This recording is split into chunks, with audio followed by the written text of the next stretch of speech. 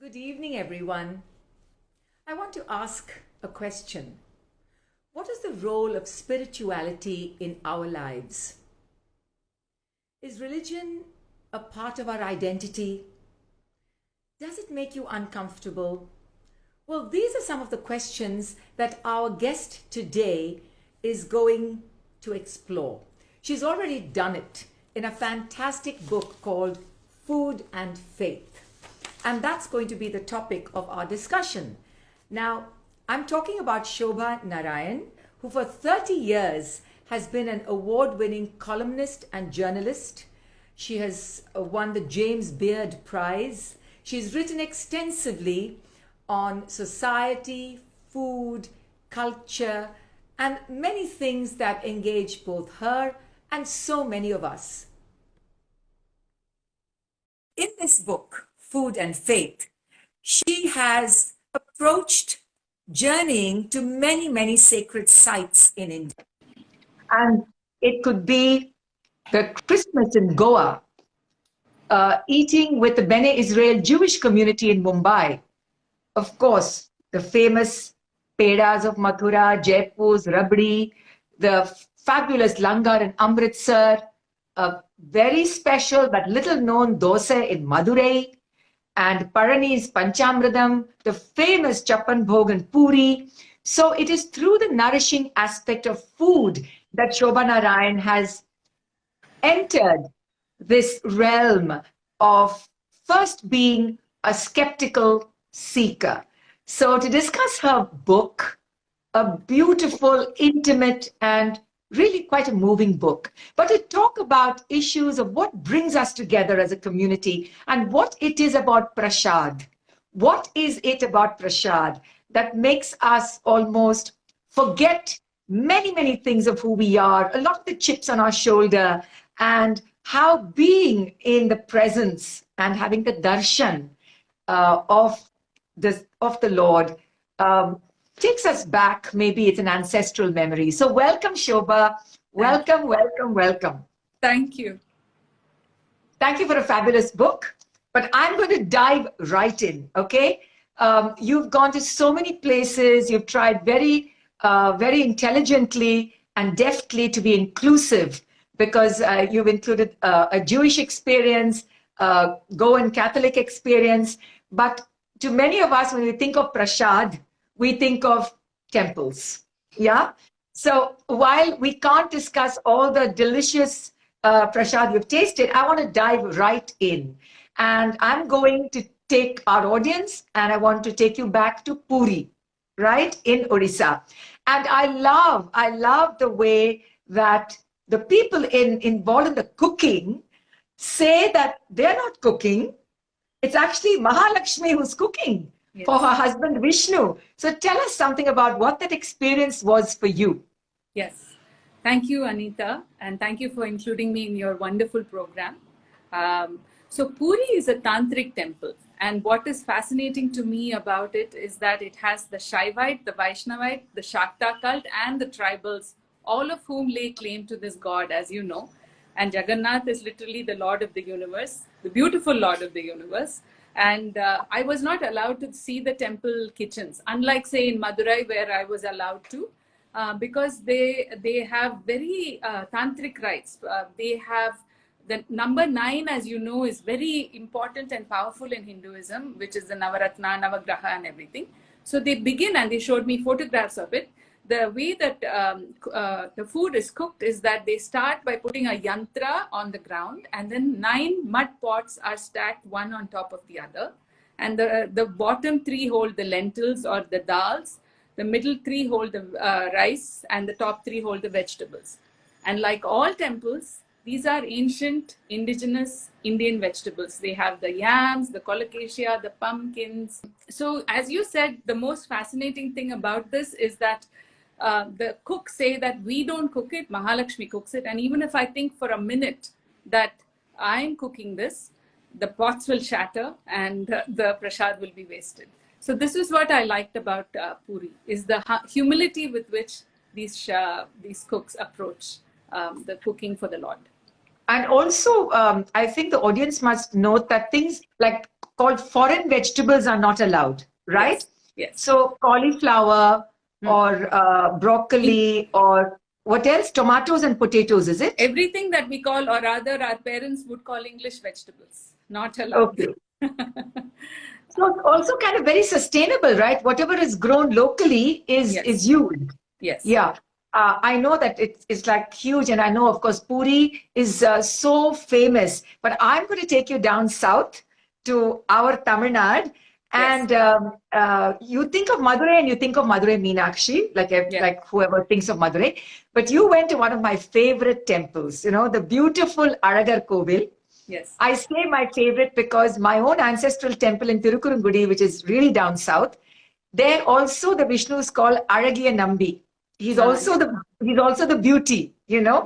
So I thought how lovely and how vain a god calls himself wonderfully handsome. But let's go to the prasad, you know. Let's go to the prasad. I just want people to know that here Vishnu is riding a horse, and people say he is Kalki, which is the avatar to come. Yes. It's a fabulous temple. But this prasad here, which is a dosa, but it's not a dosa that you and I are familiar with. So tell us about that. So I asked the priest Madhavan, and he said in Tamil, I will say it in Tamil and then translate it. He said, Thirumal Vadai irukku illaya, அந்த மாதிரி இது வந்து கொஞ்சம் பெரிய Thirumal Vadai, by which he means there is a Thirumal Vadai in the Tirupati Balaji temple, and this is a larger version of it. So it is not essentially a dosa or a dosai. It is the deep fried vadai, which is just about the size of a dosai. And so it too is made with indigenous, the black urad dal, not the white urad that we use for our dosais. It is the black original indigenous Vigna Mungo, as we call it. And then they grind it and they deep fry it. And, you know, it is one of the most delicious prasadams in South India, if not all of India. Only because it is unusual. It is savory. We are used to very sweet prasadams, but this one is a savory one. As a young child, let me tell you, when I went to Madurai to visit my grandparents, we would wait because it would come in the evening. It would be a 4:30 evening special. And sometimes we would time our visit to the temple so that we would get it hot, as they say, and we would eat it right there. You know, Shoba, there's something about partaking of a prasad inside a temple. My elders would say, Ange okkandu prasadate saapidungo. Like, stay there within the temple precincts and have the prasad. Don't try to bring it home, because then it makes you pause after you've finished your, you know, your duties of waiting to have a darshan, and sit for a while, enjoy the prasad, sit in the vibration of the temple, and then come back home. And then don't have a bath immediately, which is what the Reiki and pranic healers say also. You know, allow the positive vibrations to surround you. So my question to you is this. You confess in the book that you started out as a skeptical seeker, you know, and that your first leg was in Udupi, which is, of course, your mother's ancestral place. And who doesn't know of Udupi food? Yes. Yeah. But what really got you started on writing a full-fledged book about it? I know you've written lots of articles about it in the HT Mint. Yes. So what got you started on making it a book? Yeah. So Anita, if I may, I would like to add to that beautiful thing you said about the pause in the temple, and it's linked to what you said, which is I think what I was thinking, what differentiates the prasad from a Michelin-starred restaurant that we all go to and have, where the food is equally delicious. And the only thing I could come up with are two factors. One is the sattvic nature of the prasadam as it is cooked.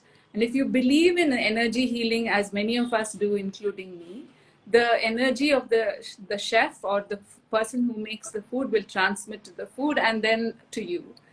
That's what differentiates, because I visited about 15 temples, and everywhere the commonality was the humility with which the cooks approached the food, that they were not the cooks, they were merely vehicles, and the seva nature by which they offered the food first to the Lord and then to all the devotees. So that energy is transmitted to us. That sattvic nature that comes through in the food is really beneficial to us. And the second thing is what you said about the mindfulness, the pause, taking the time to sit down and savor the place, the silence and things like that. I think this too goes with the slow food movement. Now we are told, take a pause and meditate, and it's lovely to meditate in a temple. And I think that loops back to your question, which is what drew me to writing about food. I think as you grow older, you have to make peace with your faith. I think it's fashionable when you are a teenager or a 20-year-old. For me, certainly, I thought it was fashionable to be an atheist. And then I bought into the whole idea. And then I started questioning faith. I think like most people, whether you grow up in America in a devout Catholic household or in India, like me, in a devout Hindu household, rebellion is common. And then you start thinking, what the heck is this and why should I follow it? So I went through all that route. But then I started reading magazine. Time magazine did this huge cover story about how people with faith had longer lives, happier relationships, their immune systems were better. So then I said, my God, if there's so much science behind it, let me look into it. So that was the nudge. And I think Hinduism is one of the few religions which has an unbroken narrative that goes back to, when prehistoric times. Most cultures, if you look at Egypt, for example, which too has a fantastic mythology with the sun god and the Anubis and the Ra, or you look at Greek mythology where Zeus and Olympus and Athena were there. Most of these ancient cultures have given up. There is a cut. So first you have the old polytheism, and then there's a cut, and now they all move to either Islam or Christianity. India is one of the few countries where you still see gods walking on the street. You go and you see a Ganesha in a street corner. You see a man dressed in Karnataka, the Huli Vesha, they dress as tigers and they channel the gods. There's Yakshagana, Kathakali, Kudiyatam, and your Bharatanatyam. So I think it is fabulous to be part of a faith that has mythology, psychology, beauty, aesthetics, music, all of that. So that's what drew me into it. Now the question is it all good? No. All religions are very patriarchal. I have a problem with that. All religions have petty hypocrisies. I have a problem with that. In Udupi Krishna temple, the Brahmins are fed upstairs and everybody else is fed in a different floor. I have a problem with that. So then what do you do? Do you say, I'm not going to participate, or do you say I will participate even with all these problems? I've chosen the latter path, which is that I will participate and make my peace. I'm picking up on the patriarchy, comment. I find many aspects of Hinduism or even Brahminical, rituals extremely patriarchal. Forbidding women to chant some things, do other things. And we're in the month of the goddess, the Adi Masam, the lunar month. And I know that, there is this Sumangali, gifting a Sumangali with a blouse piece and the coconut and the flowers on a Friday, because the Friday and Adi Masam is very auspicious. And my grandmother and my mother would drag us to the temple just to do, to do the puja, pour the milk over the snake, the snake idols. And since I'm not a Sumangali and my ex-husband is not alive anymore, I actually, the modern woman that I was, had one moment of a hesitation, one moment of a hesitation that should I go and give that blouse piece? My grandmother said, Vani, chumma, get on with it, Yes, get on with it. So I know when you're talking about, certain things that you instinctively, you go to weddings, are you allowed to bless? Yes. And I have elders in my family who don't come until the Mangal Sutra is tied. Yes. After the function, they will come and bless. They won't come during. So I completely resonate with this. But I'm coming back to your book. And when you've described some of the temples, just the anticipation, and it's so theatrical. It's like no director, no Cecil B. DeMille, or nobody could have actually choreographed this. It just seemed to happen automatically, like a coming together of energy, like a willing, like a willing of it. Yes. So in writing the book, what for you was the most theatrical experience? Yes, but by far Parani, but you can find this in Sri Rangam. You can find this in Ambalapura. Before the palpayasam is brought out, there's this huge uruli, and the cook goes out and literally calls Vasudeva as if the god will show up. And then as the palpayasam or the kheer is brought out, they do the shank, which is the conch, and they blow it really loudly. And then they have the bells and the drums. And so, but Parani, they have the Oduvars who come and sing. These are local tribal people who come and sing in beautiful Tamil. And there's another Swaram, and there's this hushed silence where we all wait, and the curtain is down, and the Lord is being prepared on the back, and then there's the singing and the dancing, and then the curtain opens, and all of a sudden there's a excitement, and everybody's craning up to look at the God. So this pause, and then the magnificence of the aesthetics that confronts you is a commonality in Meenakshi, in most temples in India. And I think as a kid, when you're being dragged and you stand there and you're surrounded by people and it's really boring and hot, you have a different view of it. But once you go and visit Carnegie Hall and La Scala and Milan, and you see all how they do it, you think, my God, this is our Metropolitan Opera. It's just we don't call it that way. So yeah, so it's like people waiting in the foyer to be let in, and then the hush, and then the curtain rises, right? Yes. And then the performance begins.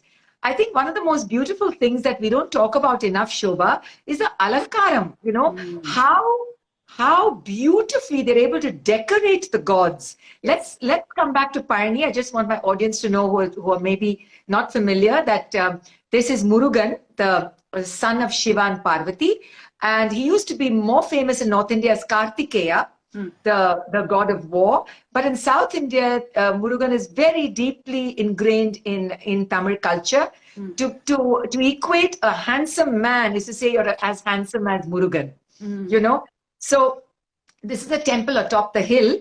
And this is when Murugan lost the bet with his brother Ganesha, because Shiva and Parvati had a fruit and said, go around the world and whoever comes first.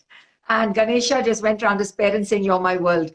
And Murugan took his peacock and flew around the world and found that he had lost the bet. So in a half, he goes and sits on top of the mountain, right? So Shoba is talking about that particular shrine. And the prasad here is called the Panchamridam. Yeah. I never realized, never ever thought about it, but it makes sense that before the automation, people used to stamp on those fruits. Yes. Yeah. Just like making grapes. Yes. We all wash hands. We wash our legs before entering the temple. And before COVID, when the waters were purer, so that when you actually wash your hands, the legs are clean. The original way it was done was like the wine stomping that we all do. The prasadam was put in a giant uruli or a giant container, even a cement area, and everybody, the cooks, not everybody, the cooks would stamp on it, and they would do their initial rites. They would purify themselves mentally and physically, do the puja, the prayer, and then some mantras. Again, the whole sattvic nature of the prasadam is they are calling Muruga, Muruga, Muruga as they do it, and hopefully the energy will transmit to the prasadam and then to us. But now, when I go there, it's all automated, and in fact, people say it as the man who runs it said it as a matter of pride. He said, Amma, not one finger is put into these prasadams, so you can take it with confidence. And I thought, that's great, and that I will take it with confidence, but what have we lost here as well? Yeah. So just tell us what goes into the Panchamridam besides the bananas. Yeah, there is a Malavarappuram, which is a particular type of banana. Then there's a country sugar with the jaggery. There's a little bit of cardamom. There's ghee, of course. And then there's what they call kalkand, or rock crystal, kalkand. Yes, rock crystal. Yes. Yeah. So all this is, and it's so delicious. It's so delicious. And as you said, you had lots of relatives who suddenly became your close friends when they heard your story. But let's move to Mumbai now. Yeah. Yes. And I was surprised that you made a choice of exploring the small but very closely knit Bene Israel Jewish community. Yes. Yeah. I never knew that they made a halwa out of coconut milk. So this, I'm sure, is an Indian desi jugaad that they have developed. I think you're right. I think the suggestion to do a Bene Israel group was my agent in New York, who said, you know what, this book has to be marketed to Americans, so you can't make it entirely about temples. And then I got into it and I discovered, like you said, how fascinating their creation story is. Because in that chapter, I say that there is a section of Bene Israelis who believe they are linked to the Brahmins, the Chitpavan Brahmins of coastal Maharashtra. They too have the same creation story where they are shipwrecked and then they find themselves in these Konkani villages. They assimilate so well. And then one man comes and asks them what type of fish you eat, and they describe it. And he says, why don't you work on Saturdays? You are all oil pressers. Why don't you work on Saturdays? They were called Shanivari Tevis. And then they said, no, this is our culture. And then he links it back to the Shabbat, which is when the Jewish people don't work. And the kind of fish they eat also is what the Jewish people eat. And then suddenly the link was made that, okay, these are not just coastal Indians. They are actually people who came from Israel. But the fascinating thing about that chapter to me, Anita, is the identity of it. How certain groups, particularly if they feel victimized, particularly if they feel that they are immigrants in a new land, they hold on to this identity very dearly. And I say in it, so when the Dalai Lama met the Jewish people wanted him to explain to them about how to incorporate Buddhism into their own faith. And instead, the Dalai Lama said, tell me about how to preserve identity, because guess what? You guys have been preserving your Jewish faith for wherever you go. And I too am an exile living in Dharamshala. I am trying to preserve Buddhism, so you can teach me about it. So there was a lot of give and take about that. That's what I was saying. Well, there's a lot of perseverance, because I remember going to Auschwitz, and there were huge groups of American students, school students. Yes. And their rabbi had come with them. Yes. And before they entered, they said, this is so you never forget. Yes. This is so you never forget. Correct. You know? So I thought that was for you to visit the Bene Israel. And, you know, I know about the community, of course. There are the Cochin Jews and then there are the Bene Israel Jews. But it was a very interesting choice. And I was smiling when I saw you described the coconut halwa. But let's go to this enormous kitchen in Amritsar, right? Yes. The famous Gurudwara, the Golden Temple, and you trying to roll out perfect chapatis. Now tell us about that. Well, I grew up in Chennai, Anita, and I grew up eating rice. And chapatis are a Herculean task for me. So I go there and very daringly, I go join a bunch of women who are rolling out perfect rotis. And I am making stuff like the map of India. So naturally, they, being sattvic, gentle creatures, they said, okay, come on, you can keep trying it. So I eventually ended up making a good one. But what blew me away was that, we talked about in Udupi how the Brahmins eat up, and here in the langar, it is the opposite. I could have been sitting next to a aristocratic family from somewhere in Punjab. I could have been sitting next to an industrialist. They were all washing vessels. They were all rolling out rotis. They were all cutting garlic and vegetables. So the egalitarianism of a Sikh langar, and the fact that the Sikh faith worships a book. It's the Guru Granth Sahib is what. So as a writer, I loved it, of course.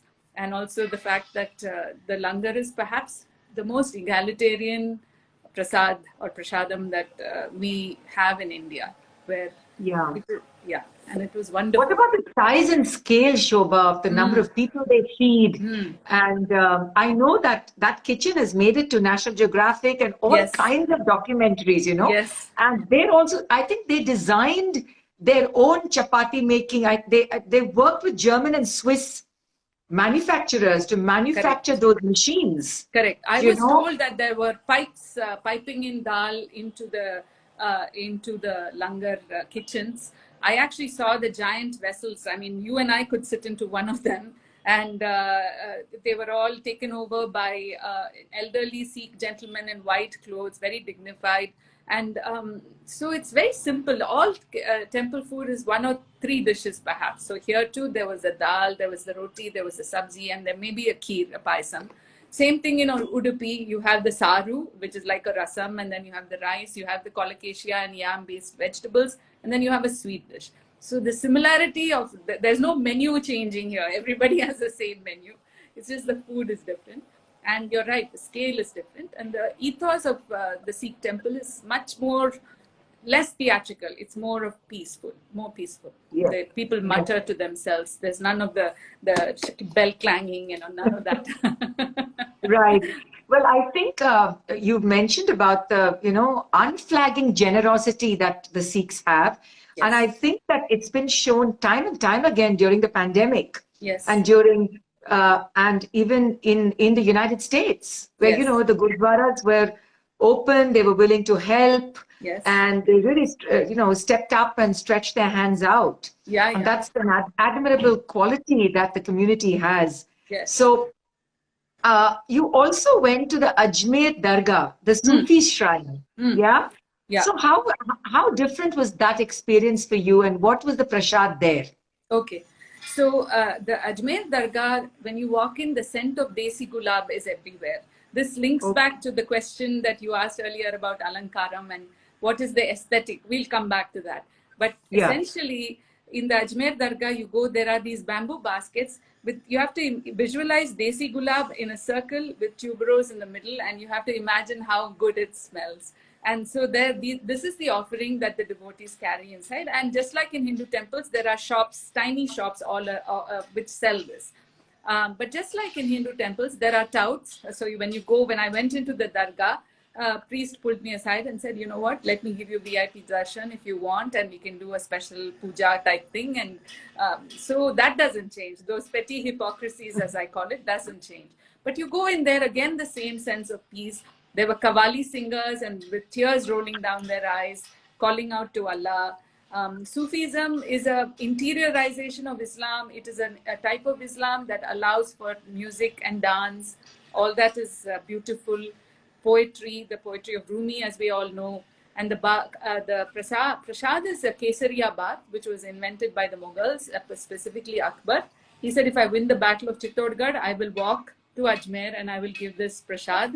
So he created it, and it's like our Kesari, or what we call Shira, what we call Kesari bath here in South India.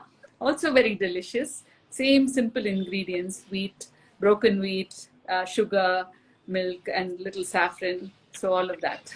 All things good. All things good. I just want to come back to your early admission in the book of being a skeptical seeker and trying to come to terms or at peace.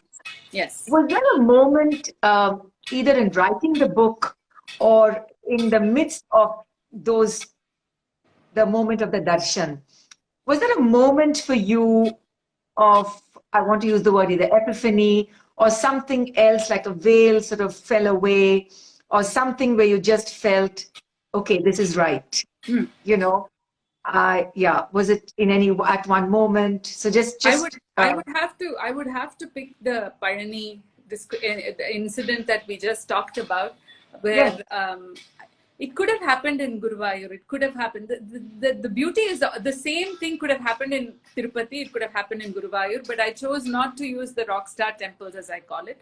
But in Parani, as I still stood there waiting in line with everybody else, and this beautiful music, heartfelt music was going on, and the curtain was down, and we were all waiting, and then it opened.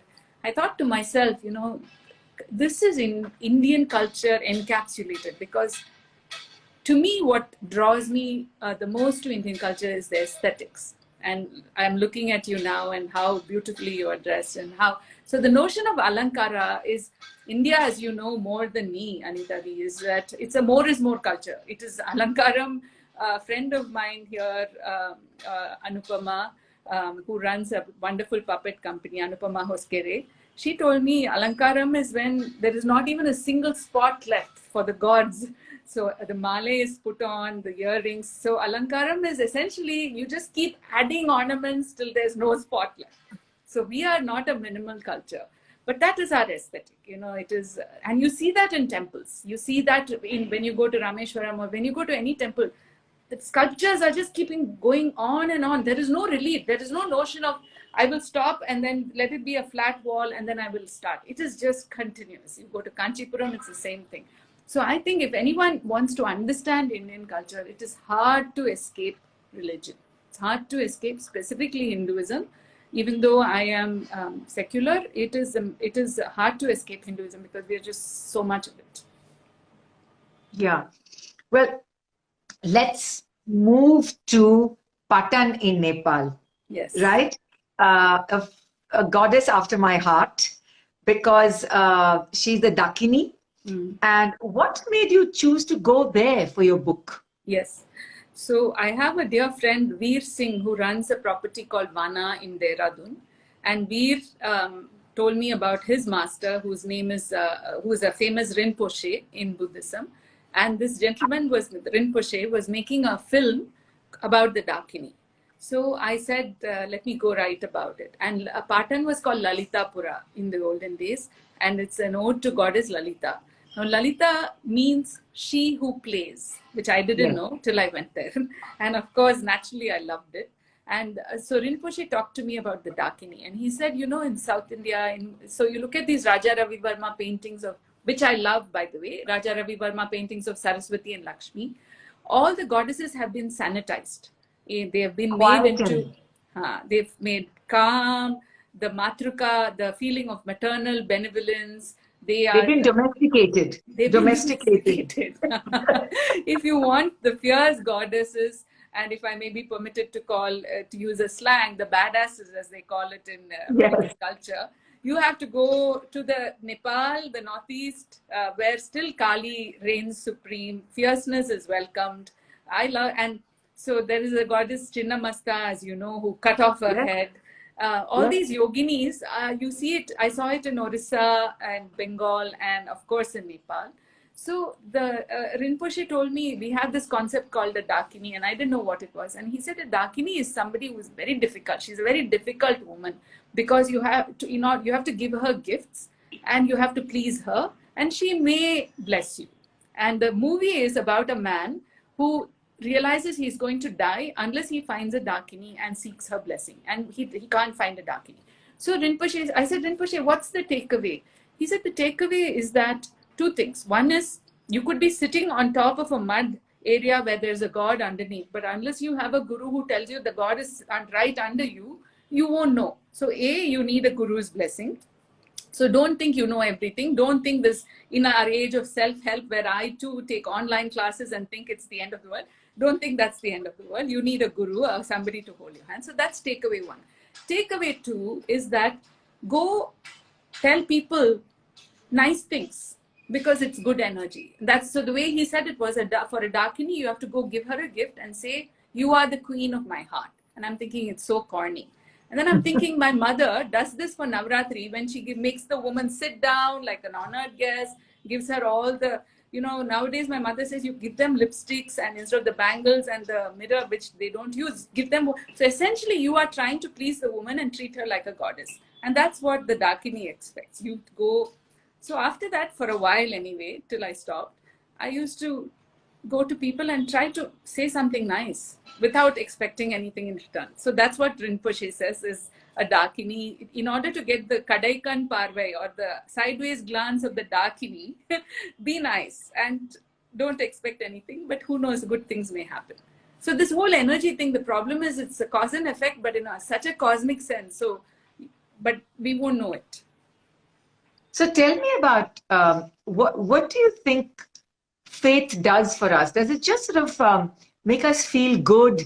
Does it make us feel calm? Does it make us feel like we belong in a community? What do you think that faith does for us? I think it's you've said it. I think if I had to pick two, look at your background, Anita. You have. First of all, I think faith gives you beauty. And as I see with the images behind you, it makes you who you are. It gives you a sense of identity. In the previous generation, our parents in India identified with their faith, but that didn't mean they were close-minded. So my mother was deeply Hindu, but she had Muslim friends. It's only today that if I say I'm a Hindu, immediately you think, okay, Hindutvadi. So faith as an identity has been lost to us. And but faith is also a source of connection. Faith is I don't think we should underestimate the power of ritual, and that may have nothing to do with faith. But faith is a good way to get, whether you're Christian, Muslim, Hindu, or Sikh, or Parsi. Faith gives you rituals to live by. I think when you are asked to light a lamp as a child, you can roll your eyes. But later on, you think, okay, it's a pause in my busy life. You throw a flower and it's a pause. So rituals have been, I lived for many years like you in the States, and rituals, they make up rituals. They make up Thanksgiving rituals. Here we have it handed to us on a platter, literally in a tambalam. And we take it so much for granted that we have no clue. So I think rituals are important. I think they touch our spirits, they touch our hearts in ways that we cannot fathom. So don't underestimate it. Don't do it if you don't want to, but try it and see how it changes you. I think even when we do the annual Shraddh for our departed ancestors, you know, Correct. the feast that comes, the Yes. Shraddham food that comes, I used to look forward to it when I was a young child, when my father would do the Shraddh for his father, for my grandfather. And I would look forward to the having either half a day from school and sitting down on the floor with a plantain leaf. And I used to love the perende tovel, the kind of chutney that they would make, you know, that was only for Shraddh food. And that only the immediate family can partake of that food, because that's what that's the benefit of it. So I agree that, you know, even though it comes around once a year, it's still a sense of ritual, you know. Correct. And even when I watch one of the ladies in the house draw such a beautiful kolam, Yes. you know, with rice flour, she's not that educated, but look at the sophistication of the symmetry she has, Yes. and the coordination between brain and fingers. Yes. You know. Yes. And then you wonder about that, you know, what is this other power? What is this other energy, for instance, you know, that is actually moving that finger? Yes. But she has no idea what she's going to draw. She just decides. Yeah, you've highlighted that in your social media channels about the Right? kolam drawing and the elephant and how it's welcomed and things like that. Yeah. Yes. I think I am a follower of Carl Jung. So I studied Yes. psychology, and Carl Jung is entirely about dreams. So he said that there are certain cultures which are in touch with their archetypal ancient selves, that go back millennia, that go back to when our species we were still becoming Homo sapiens. And these rituals, the kolam drawing, the prasad, all of this that we have are part of our archetypal selves, archetypal consciousness, and they enrich us in ways, like I said before, in ways we cannot fathom. So giving up on them would be a sheer folly, in my view. You also mentioned the fact, and I think it's really interesting to remind our viewers, you know, just the touching of the flower to put for puja, the plucking of a leaf to do, or the creating of a garland, these tactile sensations, you know, that we've lost. Yes. We just pick up a cup and saucer, or we just pick up, and I think it's, in a sense, it's very nurturing, right? I know many psychiatrists and psychologists who tell some troubled people to go back and work with pottery, go and garden, go and feel the mud, you know. Yes. And I think a lot of these kinds of rituals, touching elements of nature, are extremely healing. Yes. I was in a chapter on Kashi, I talk about a famous Swamiji. His name is Avdeshananda, and he runs the biggest ashram in Kankal in Haridwar. So the way I write is I go and meet him. He is clad in saffron robes. He has gun-toting policemen behind him. He's clearly the leader of the largest, the Prime Minister consults with him and everything. He's a big shot. So he is entertaining a bunch of media people, including me. And I'm thinking to myself, this guy is a pro. He's just a player. He's, he knows what to say. He knows what to do. He's giving us all the sound bites, everything. So he clearly knows what he's doing. So then after that, in the middle, he pauses and he says, I need a minute. And then he goes, there's a Rudraksha tree next, right where we can see it. And he says, I have to do my evening puja to the tree. So he goes there. There's a little bit of milk. He pours it on the tree. He literally hugs the tree. We talk about tree hugging. He hugs the tree. He prays and he does this. And then he comes back to us. And in that moment of pause, it was 5 minutes. He his eyes softened, his face softened. He clearly was relaxed, and then he came back to us, and my view of him changed. And he said, "How can you degrade nature when we worship it?" So to this, he said, "I don't throw flowers into the Ganga. I don't throw those lamps into the Ganga because Ganga Mata is who we worship." But that said, Ganga Mata is also polluted. But he said, our faiths are a way for us to connect with nature. And this, Anita, is something we haven't talked about, which is connection with ourselves, connection with other human beings is one thing. But most faiths, I was going to say, including Hinduism, we have Agni, we have Vajra, Indra. All faiths began because we were roaming around. From Africa, we moved, and there was thunderstorms, there was lightning. We didn't know how to control them, and so we prayed to them. So Yes. every faith has a god of thunder, god of lightning, god of waters like Varuna. So we have forgotten that, but connecting us to nature is one of the prime reasons for faith, I think. I was very amused when you tried to drink from the lota, no? That you described that, drinking from the lota without touching your lips, the way that my grandmother, my great grandmother, they all used to do it, you know. Yes, yes. And you mentioned throwing your head back and drinking, and it's really good for hypothyroidism. Yes. And so, do you still do that? Yeah, do you still I try to do consciously that? do that. I think a lot of Indians do that just out of habit. But my kids have a term for it. They call it the waterfall. So I do that still. But I do it. I force myself to do it. When you have a cup, you can't do it. So yeah, you need a stainless steel tumbler for that. Yeah, there are all, and then there's the healthful aspects of it, you know, like the Sandhya Vandanam. Apparently the men did it by the river. So they sat on their haunches and they poured the water, took the water and did literally Sandhya Vandanam, the prayer to the evening. So we have sitting chaplanguti with the cross-legged, like in Padmasana. So there's the healthful aspect. And I was just thinking, you know, Indians as a species, we are sedentary. But you go to temples and you see all these mummies raising up the Payani hill. Where are they getting their fitness from? They are doing it.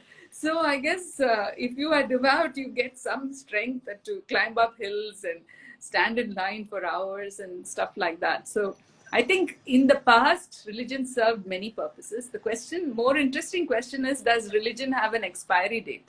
As technology increases, as we become increasingly scientific minded, and we have solved all the mysteries we know about thunder and lightning, will religion have an expiry date? Will it go away from our lives? And I looked into it. It didn't come in the book. I didn't write about it, but I'd be happy to talk about it if you like. Yes, of course. I mean, because there is, as you said, the young people, especially in Europe, have all turned away from, you know, going to the church or, you know, practicing religion.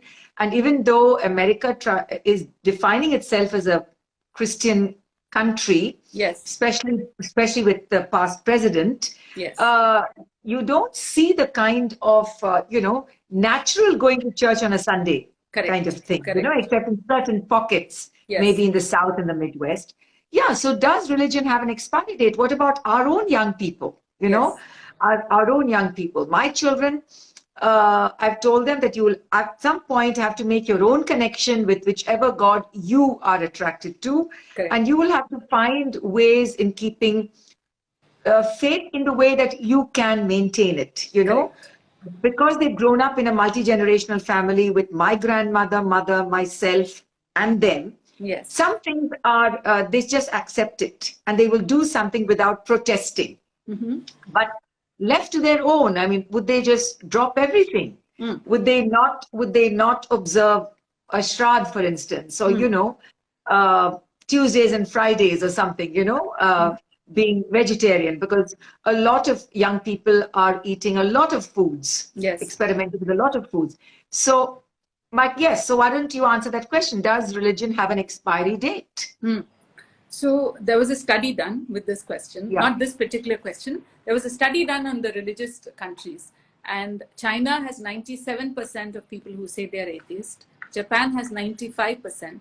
Scandinavian countries too have 95 to 97%. The most devout countries are a lot of African countries. So you begin to see the trend, which is that as a country grows in economic prosperity, more and more people they have no use for God. India and Thailand are anomalies in this.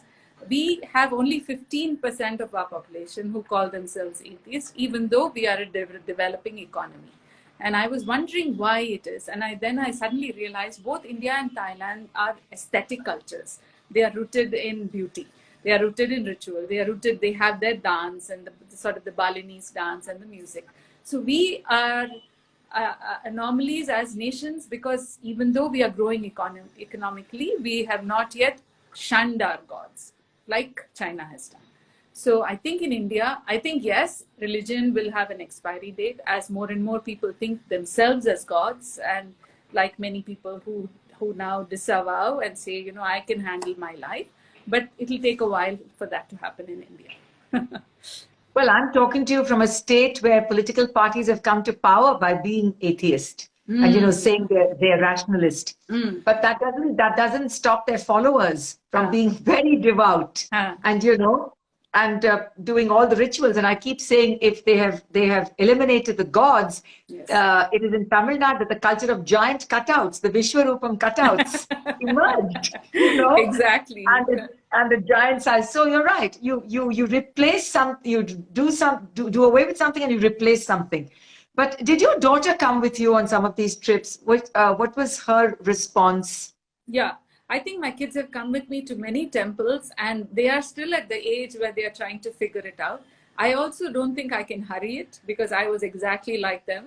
I think you have to come to it by yourself. Either life hands you something and you start questioning it, and then you figure out about God. I don't think that this can be hurried. Okay, I'm going to turn the questions on and the comments on, because I see some questions. So I just want to encourage all of you. I want to remind you, this is a book, Food and Faith, and it's great reading. It's very readable because Shoba Narayan is a wonderful author. HarperCollins imprint. And is it HarperCollins India, yes. Shoba? Or yes, HarperCollins India, but it's available on Amazon globally. Yeah, and yeah, so anybody wants to buy a bulk because it makes a great gift, you can reach out to Shoba and she will be able to point out, you know, facilitate a bulk discount. But I'm going to take a question if there is one. Okay, somebody agrees. The Chitpavan Brahmins trace their origins to the Bene Jews. Okay. Anybody else? Okay, there were just two. Anybody else has any questions about Shoba, about prasad and food and faith and spirituality? This is the time to ask, because we've had a fascinating discussion. But tell me, of all the prasads that you tasted, okay, which would be your favorite? The Ambalampura Palpayasam, but that's because I am biased towards the Palpayasam.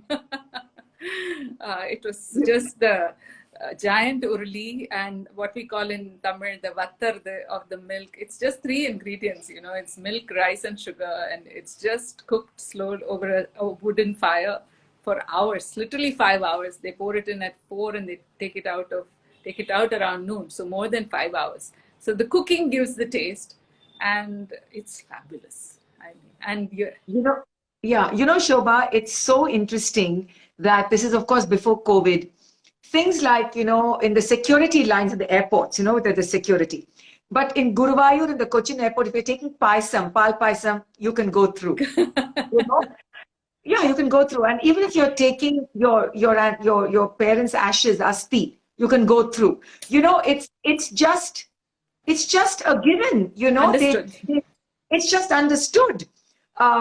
Similarly, in Varanasi or Haridwar, you carry cans of the Ganga water. All the rules about you can't take more than 750 ml and all go out.